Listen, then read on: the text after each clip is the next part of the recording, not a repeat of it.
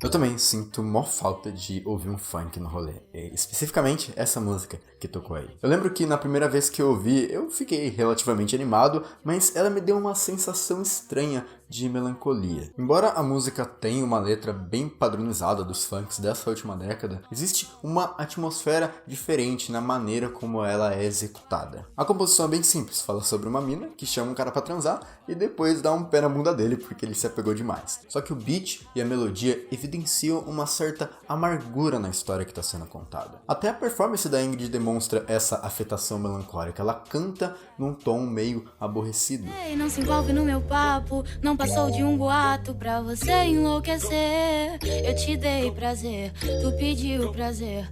Agora o que eu posso fazer? Eu não quero mais você. Tudo isso meio que aprofunda a música. Ela deixa de ser só um funk pra rebolar raba, o que também não tem nada de errado, para fazer um pequeno comentário sobre relações efêmeras nos dias de hoje. A melancolia da forma dessa música é o que dá mais poder para a letra. A estrutura cria camadas para a história de pé na bunda que a gente está escutando. E a Ingrid faz isso sem transformar a canção em algo triste e desanimado, muito pelo contrário, é uma das músicas que mais dá vontade de dançar nos rolês. Para mim, não é a letra que faz ela ser boa, é a forma como a música é tocada, mixada e cantada que transforma ela nessa mistura de emoções durante os rolês. A música, como Nossos Pais, também tem muito disso. Eu gosto muito da composição do Belchior e da versão dele dessa canção, só que a maneira como a Elis Regina interpreta aquela história dá muito mais força pro que a gente tá ouvindo. Mesmo sem querer comparar o valor das duas versões, qual que é a melhor, a gente percebe como a forma como a letra é executada criou duas músicas diferentes. É uma coisa boa, mas também sei que qualquer canto é menor do que a vida de qualquer pessoa. Por isso, cuidar do meu bem. Não dá pra dizer que é a mesma coisa, e eu acho que dá pra aplicar esse tipo de pensamento no cinema. Depois do meu último vídeo sobre O Último Mestre do Ar, eu divulguei em alguns grupos do Facebook de cinema, como eu sempre faço, e eu recebi alguns comentários de várias pessoas dizendo a mesma coisa. O roteiro é ruim, a história é furada e os personagens são mal desenvolvidos. E eu deixo isso bem claro, inclusive no vídeo. Isso é verdade. Como literatura, é uma merda. Só que cinema não é literatura. Cinema é audiovisual. A imagem, o som, a montagem, tudo é mais importante do que o roteiro. E eu não falo isso pra desmerecer roteiristas. Eu mesmo quero poder escrever meus filmes em algum momento. Só que a história sempre vai estar subalterna à direção. O mesmo roteiro, dirigido pelo Quentin Tarantino, a Greta Gerwig, a Celine Sciamma e o Spike Lee, vão dar 4 filmes totalmente diferentes. A essência do cinema não está na história, mas na maneira como a linguagem é trabalhada em volta do que está sendo contado. Eu confesso que não faz muito tempo que eu penso assim. Você pode até achar vários vídeos nesse canal em que eu fico muito preso ao que a história conta, e menos na relação estética que o diretor ou a diretora propõe em cima daquele roteiro. Eu comecei a abrir um pouco minha mente quando eu conheci o trabalho de alguns críticos de cinema brasileiros, o Arthur Tuotto, o Matheus Fiori, o Felipe Leão, e comecei a ler umas recomendações de teóricos do cinema que eles publicam nas redes sociais. Um roteiro bom nem sempre vai ser um filme bom, mas um roteiro ruim ou um roteiro raso pode ser um filme bom. Não existe nenhum meio de ler um filme. Nós vemos imagens e ouvimos sons, a gente participa de intensas ações físicas. A leitura é diferente. A ingestão do cinema e da música é estética, física e possui uma característica efêmera que nunca é um problema na leitura. Quem disse isso não fui eu, foi o Tag Gallagher, um crítico de cinema, no texto Narrativa contra o Mundo. Basicamente o que ele diz é que a gente não gosta do filme por causa do que acontece, mas pelo impacto que as imagens e os sons causam. Gostar ou não de uma obra é muito mais uma questão sensorial do que racional. Meninas Malvadas é um exemplo interessante. A história é clichê de todas as maneiras possíveis. Segue uma estrutura tradicional das comédias românticas adolescentes. Uma garota nova chega na escola, faz amizade com um grupo de deslocados, se apaixona por um garoto, depois briga com esses amigos e no fim tudo se resolve. É muito previsível, mas a maneira como Mark Waters encena essas situações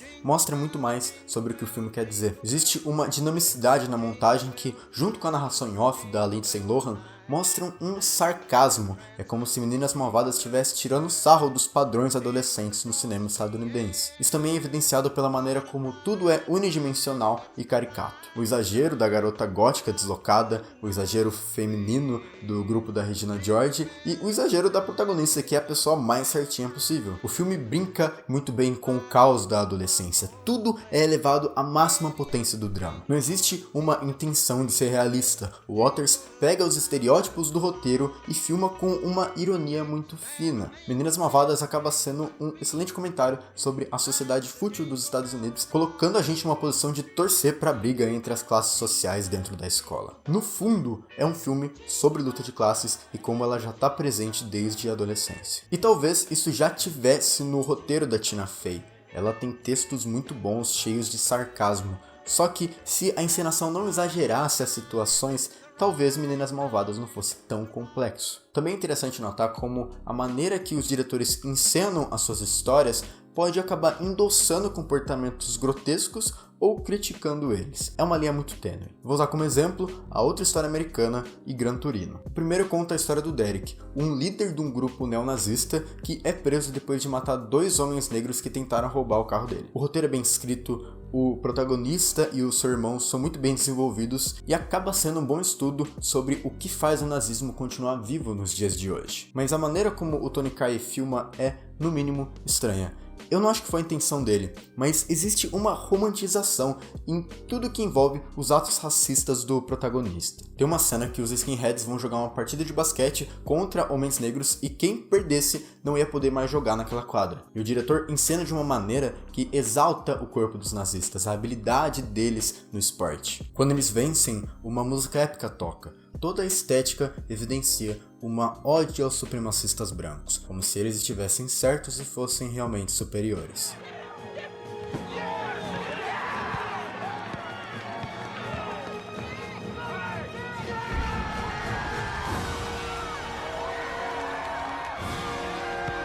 Claro que isso pode ser interpretado como a maneira que o irmão mais novo do Derek via aquela situação, já que isso é narrado pelo personagem que se via cada vez mais dentro da ideologia nazista. Mas eu acho que isso cai por terra na cena que o protagonista mata os homens negros, que também é narrada pelo irmão. Ele coloca a mandíbula de um deles no meio-fio e dá um chute na cabeça. É muito chocante, e eu acho que essa foi a intenção.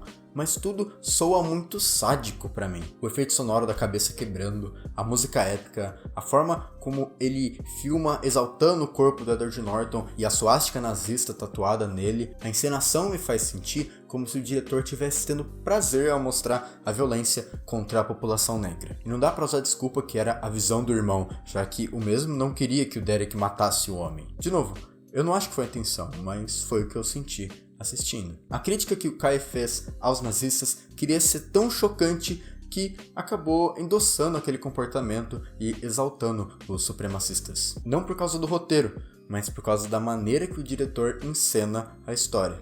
Gran Torino, por sua vez, faz o oposto. O filme conta a história do Walt, um veterano da guerra na Coreia, que começa a enxergar mudanças sociais no bairro que ele sempre viveu. A região, que antes só tinha famílias brancas tradicionais, começa a encher de latinos, negros e asiáticos. E o protagonista é extremamente racista com essas pessoas. Só que o roteiro apenas representa o homem branco, idoso, conservador e as minorias da forma mais estereotipada possível. A perspectiva que o Clint Eastwood coloca na estética é onde está o ouro desse filme. Quando eu vi, eu comecei achando o Gran Torino um filme totalmente clichê e conservador, num nível até preconceituoso. Mas o filme continua e eu comecei a entender como o Clint usa esses clichês e estereótipos de raça para desconstruir o racismo do protagonista e criar uma relação complexa entre ele e os seus vizinhos. É massa como o diretor acredita na pureza dos padrões das histórias. Ele filma de maneira muito direta e sóbria para evidenciar o poder desses arquétipos. Só que o Clint faz isso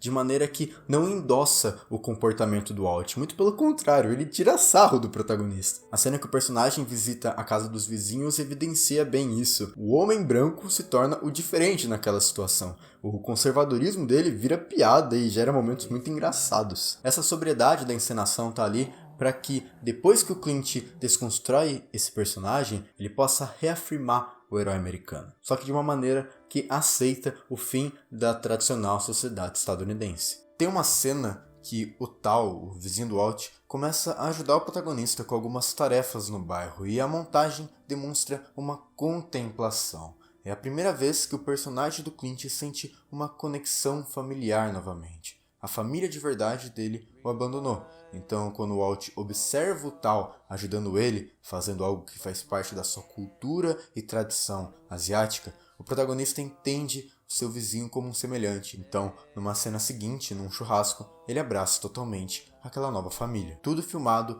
de maneira graciosa e sóbria, criando uma estética totalmente tradicional. O Clint é um diretor muito conservador e ele não tira essas ideias dos filmes dele, mas ele é humilde para aceitar essa sociedade mais diversa. Gran Torino podia facilmente virar um filme do Branco Salvador, mas a encenação está constantemente criticando esse tipo de representação, ao mesmo tempo que não abandona ideais clássicos de cinema que o Clint adora. Claro que o roteiro tem sua importância, é muito difícil fazer um filme sem um, mas eu acredito que exista uma ultravalorização da história e subvalorização da estética nas análises fílmicas que tem na internet. Não tem problema você achar um filme pior por ter um furo de roteiro, é a sua opinião, mas na minha visão, a alma do cinema está muito mais no que a gente sente enquanto assiste imagens e escuta sons.